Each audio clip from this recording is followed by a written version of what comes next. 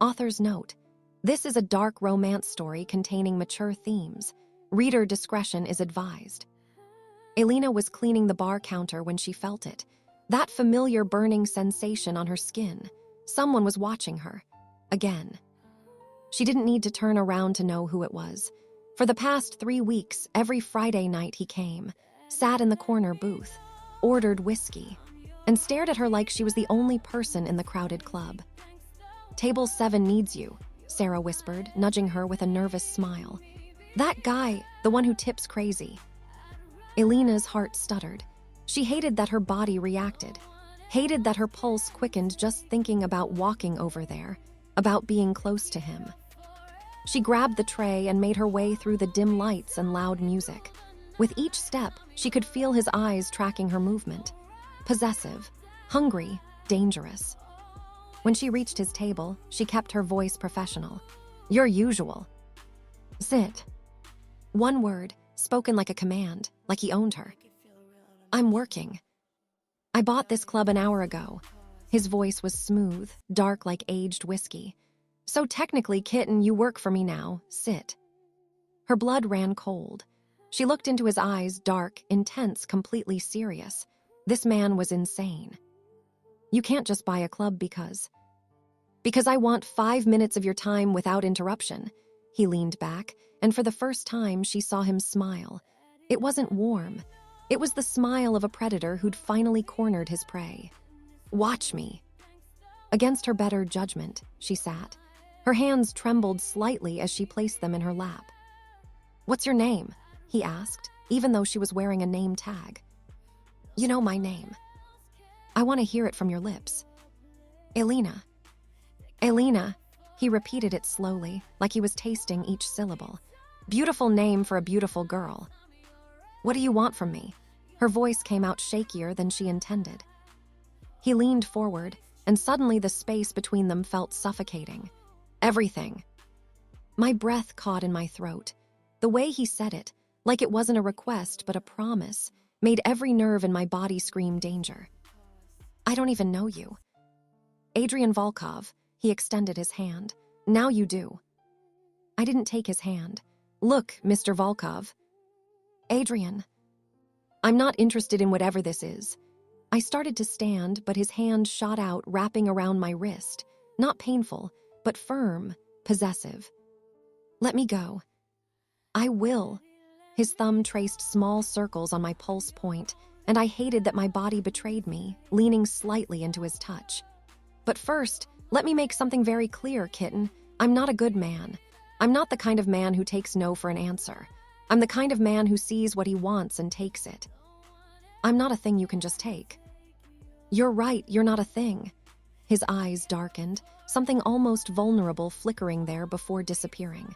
"You're everything, and I've spent 3 weeks trying to stay away, trying to convince myself I don't need you, but I'm done fighting it." "You're crazy." "Yes," he smiled, and this time there was something broken in it. Something that made my heart ache even though my mind screamed to run. "I'm absolutely crazy, crazy for you, and I'm going to make you mine, Alina, one way or another." He released my wrist and stood, pulling out a business card and placing it in my hand. "When you're ready to stop running from what I know you feel too, call me." He leaned down, his lips brushing my ear. "And kitten, you will call, because I see it in your eyes, you're just as crazy as I am." Then he was gone, leaving me trembling and confused and terrified because he was right. God help me, he was right. Alina thought about Adrian's words all weekend.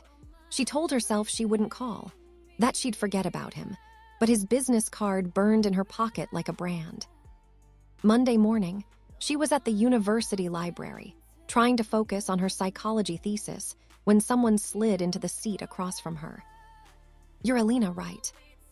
She looked up and froze. The man sitting across from her was beautiful in a way that was almost cruel. Sharp features, piercing blue eyes, and a smile that promised sin. "Do I know you?" "Not yet, but you will." He extended his hand. "Kai Morty, I'm a friend of Adrian's." The way he said, "friend," made it clear they were anything but. "I'm not interested in." "You think he's dangerous?" Kai leaned forward, and unlike Adrian's possessive intensity, there was something playful but equally threatening about him. He is, but so am I. The difference is, he'll break you trying to keep you. I'll break you just to put you back together the way I want. My hands shook as I gathered my books. You're both insane. Probably. He caught my hand before I could leave, his grip gentle but insistent. But you feel it, don't you? That pull, that hunger. You felt empty your whole life, and now there are two men who want to fill that void. I don't want this. Liar. His thumb brushed over my knuckles. Your pulse is racing. Your pupils are dilated. Your body knows what your mind won't accept. You're already ours, Angel. You just haven't admitted it yet. I'm not anyone's. Then prove it. His smile widened. Don't call Adrian. Don't show up at the address I'm going to give you. Walk away and live your safe, boring life. He released my hand and stood. But we both know you won't, because you're tired of being safe. You want to feel alive, even if it destroys you. He placed a card next to Adrian's. Different address. Same promise of beautiful madness. Friday night, 8 p.m., either his place or mine. Kai's voice dropped to a whisper. Or if you're brave enough, Angel, both. The week dragged like torture. Alina tried to focus on her classes, her thesis, her normal life. But every night, she'd pull out those two cards and stare at them until her eyes burned. Adrian's card was heavy cardstock, black with silver lettering.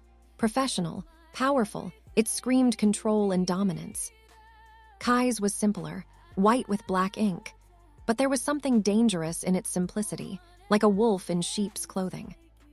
By Thursday night, she'd convinced herself she wasn't going. She'd tear up both cards, block any unknown numbers, and forget this ever happened. But Friday at 6 p.m., she was standing in her closet, heart racing, pulling out dresses she'd never worn. What am I doing? She whispered to her reflection. This is insane. But her hands kept moving, applying makeup, curling her hair, choosing the black dress that hugged her curves.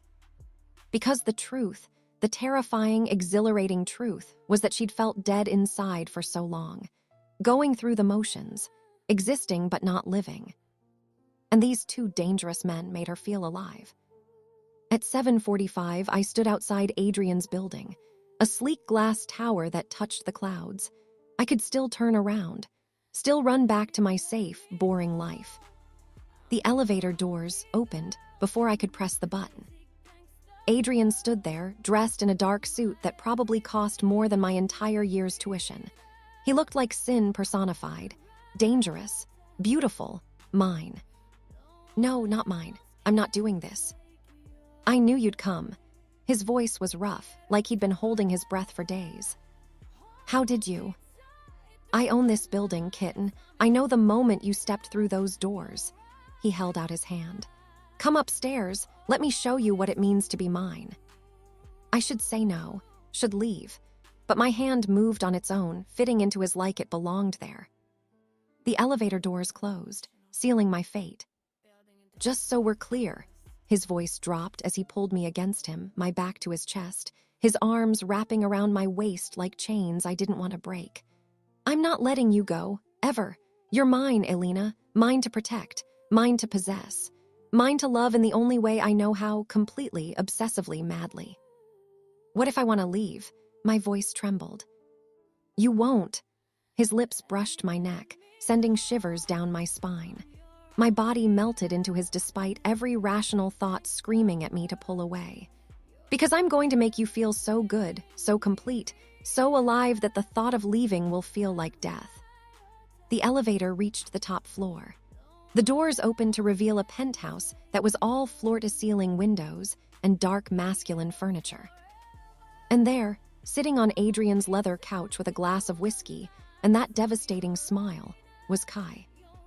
Hello, Angel. Glad you could make it.